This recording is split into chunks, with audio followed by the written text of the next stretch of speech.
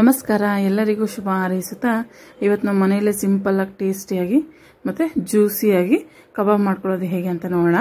ಒಂದು ಬಟ್ಲು ತಗೊಂಡು 2 ಕಬಾಬ್ ಪೌಡರ್ ಪಾಕೆಟ್ ಹಾಕೊಂಡಿದ್ದೀನಿ. ರುಚಿಗೆ ತಕ್ಕಷ್ಟು ಉಪ್ಪು, ಒಂದು ಸ್ವಲ್ಪ ಅಚ್ಚಕಾರದ ಪುಡಿ, ಒಂದು ಸ್ವಲ್ಪ ಅರಿಶಿನ ಪುಡಿ ಮತ್ತೆ ಶುಂಠಿ ಬೆಳ್ಳುಳ್ಳಿ ಪೇಸ್ಟ್ನ ಹಾಕೊಂಡು ಸಣ್ಣ ಕಚ್ಚಿಟ್ಕೊಂಡಿರುವಂಥ ಪುದೀನ ಕೊತ್ತಂಬರಿನ ಕೂಡ ಹಾಕೊಂಡು ಚೆನ್ನಾಗಿ ಮಿಕ್ಸ್ ಮಾಡಿಕೊಂಡು ಲಾಸ್ಟ್ಗೆ ಒಂದು ಎಗ್ ಹಾಕೊಂಡು ಅದನ್ನು ಕೂಡ ಚೆನ್ನಾಗಿ ಮಿಕ್ಸ್ ಮಾಡ್ಕೋಬೇಕು. ಇನ್ನು ಯಾರೆಲ್ಲ ನನ್ನ ಚಾನಲ್ನ ಹಂಗೆ ನೋಡ್ತಾ ಇದ್ದೀರಾ ಪ್ಲೀಸ್ ಸಬ್ಸ್ಕ್ರೈಬ್ ಮಾಡ್ಕೊಳ್ಳಿ.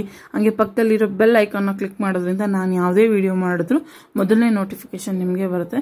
ಹಂಗೆ ವಿಡಿಯೋಸ್ನ ಲೈಕ್ ಮಾಡಿ ಆ್ಯಂಡ್ ನಿಮ್ಮ ಫ್ರೆಂಡ್ಸ್ ಆ್ಯಂಡ್ ಫ್ಯಾಮಿಲಿ ಜೊತೆ ಖಂಡಿತ ಶೇರ್ ಮಾಡ್ಕೊಳ್ಳಿ. ಚೆನ್ನಾಗಿ ಮಿಕ್ಸ್ ಆಗಿರೋ ಪೌಡ್ರಿಗೆ ಈಗ ನಾವು ಅರ್ಧ ಕೆಜಿ ತೊಳೆದಿಟ್ಕೊಂಡಿರೋ ಚಿಕನ್ ಹಾಕ್ಬಿಟ್ಟು ಅದನ್ನು ಕೂಡ ಚಿಕನ್ ಎಲ್ಲ ನೀಟಾಗಿ ಮಿಕ್ಸ್ ಮಾಡಿ 1 ಅವರ್ ಅದನ್ನು ಪಕ್ಕಕ್ಕೆ ಎತ್ತಿಟ್ಬಿಡ್ಬೇಕು. ಎಣ್ಣೆ ಕಾಯಕ್ಕೆ ಇಟ್ಕೊಳ್ಳೋಣ. ಎಣ್ಣೆ ಚೆನ್ನಾಗಿ ಆದ್ಮೇಲೆ ಈಗ ನಾವು ಚಿಕನ್ ಎಲ್ಲ ಮ್ಯಾರಿನೇಟ್ ಮಾಡಿ ಇಟ್ಟಿದ್ವಲ್ಲ ಅದನ್ನ ಮತ್ತೆ ಒಂದ್ಸರಿ ಕ್ಲೀನಾಗಿ ಮಿಕ್ಸ್ ಮಾಡಿಕೊಂಡು ಬಿಸಿ ಬಿಸಿ ಎಣ್ಣೆಯಲ್ಲಿ ಹಾಕಿದ್ರೆ ಚಿಕನ್ ಕಬಾಬ್ ರೆಡಿ ಆಗುತ್ತೆ. Thank you.